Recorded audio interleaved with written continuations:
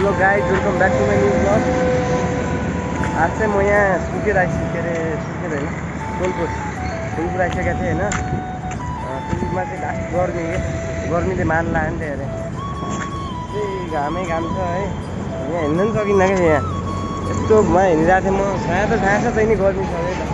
सामान्य जानु लाग्छु गर्मी गएर म चाहिँ अटोमा बस्छ क्या। भिडियो भन्दा भित्र जाने हो।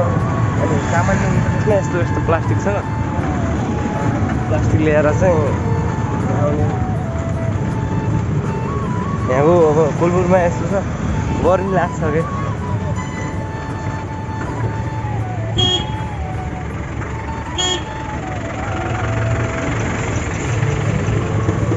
म चाहिँ त्यहाँ सामान लिन जान्छ, लिएर फेरि यसमा पर्छ। यहाँ पनि सामानवाला गइसकेको रहेछ। सामान राखेर उहाँलाई चार्ज लगेर गइसकेको रहेछ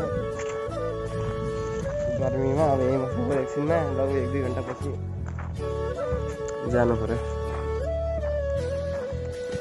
सब तर गर्मी चाहिँ बजियो त है। ल म चाहिँ अब एकछिनमा जान्छु, त्यही उत्रिनेर घरमा जान्छु।